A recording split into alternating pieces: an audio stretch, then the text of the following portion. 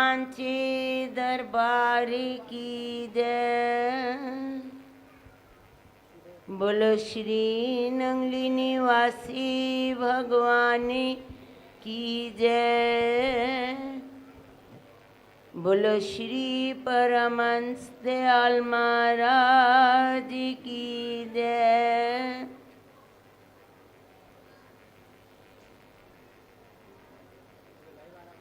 श्री नंगली निवासी भगवान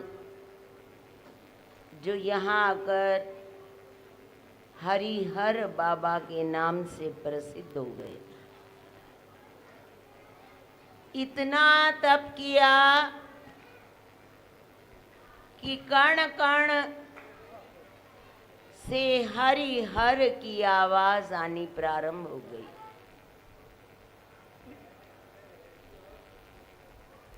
कितने वर्ष नीम के पत्ते खाए,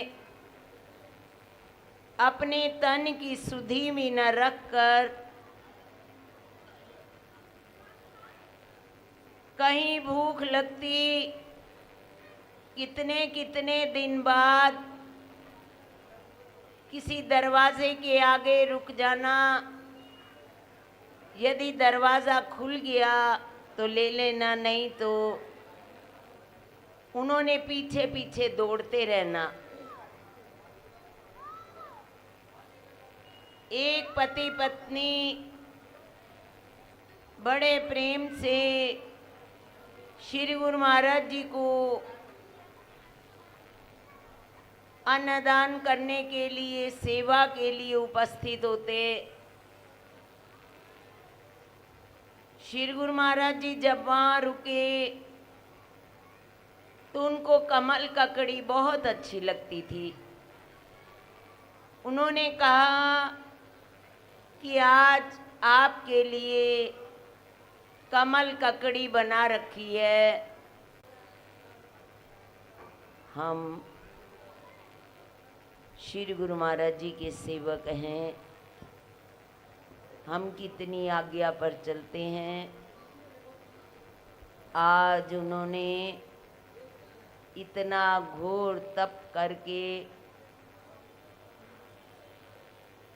स्थान स्थान पर ना जाने कोई शहर भी ना छूटा होगा और कोई घर ऐसा ना होगा जहाँ पर श्री गुरु महाराज जी का स्वरूप, चाहे आनंदपुर से हो चाहे नंगली दरबार से हो, वहाँ पर स्थापित ना हुआ हो। उस तप का प्रभाव है जो आप सब यहाँ पर उपस्थित दिखाई दे रहे हो। सतगुरु नगर के श्री स्वामी जी महाराज जी जब श्री गुरु महाराज जी के श्री चरणों में उपस्थित होते थे तो श्री गुरु महाराज जी कहते थे, आप जहाँ भी जाना मुझे साथ लेकर जाना। वे सोचने लगे मन में कि श्री गुरु महाराज जी तो जहाँ भी जाते हैं 60-70 संत जन उनके साथ जाते हैं और कितनी संगत जाती है, और हमें तो छोटे छोटे घरों में ना जाने कहाँ कहाँ जाना पड़ता है, और वो इतनी भरपूर सेवा कर भी नहीं पाएंगे, और श्री गुरु महाराज जी को हम कैसे साथ ले जाएंगे। जब उनके मन में ये प्रश्न आता है, सर्वांतरयामी सतगुरुदेव भगवान उसी क्षण पहचान लेते हैं। कहते हैं, मैंने तुम्हें दिल से कहा है मुझे साथ लेकर जाना, जहाँ भी जाओ मुझे साथ रखोगे तो मैं तुम्हारे साथ रहूँगा। श्री जुगल जोड़ी महाराज जी को जब संत वेश मिला तो श्री गुरु महाराज जी ने आदेश दिया था कि तुमने मेरे दरबार की सेवा करनी है। उन्हीं के वचन प्रतिफलित हो रहे हैं, जो आज उनके समस्त बच्चे किसी न किसी रूप में तन मन और धन से श्री गुरु महाराज जी की सेवा कर रहे हैं। ये श्री गुरु महाराज जी का ही आशीर्वाद है, और जो उनकी कृपा श्री जुगल जोड़ी महाराज जी पर हुई, वो उनके बच्चों पर हुई है। उस रूप में आकर वे दरबार की सेवा किए जा रहे हैं। श्री गुरु महाराज जी को आज भी जो भी प्राणी दिल से बुलाता है, उनके समीप रहते हैं। जैसे आज भजन बोला गया, मेरी पागलों में गिनती हो जाए। बनना तो सब चाहते हैं पागल, और सचमुच सबको पागल बना के यहाँ रखा जाए, कौन कौन रहने को तैयार होगा? पागल बनना बहुत कहना आसान, आज परीक्षा के दौर पर उसको तोला जाए। सुख दुख एक समाना, हर घट आत्म को पहचाना। तनिक सा दुख आता है, हमारा विश्वास डामाडोल हो जाता है। और जो पागल बन जाते हैं ना उनको सुख अच्छा लगता है, ना दुख अच्छा लगता है। वो सुख को भी सहते हैं और दुख की अनुभूति में भी उससे न्यारे रहते हैं। वे हर क्षण हर पल केवल सतगुरुदेव भगवान की तेरे दर से मुझी को फुर्सत ना हुई ना होगी, किसी और की जरूरत ना हुई ना होगी। वो सदैव प्रभु की शरण में पड़े रहते हैं। उनको उससे अवकाश मिले तो कोई और चिंतन करें, ना संसार की निंदा से उसके कोई अभिप्राय है, ना संसार का मान अपमान, सबसे न्यारे हो जाते हैं। यही हमारी मंजिल है।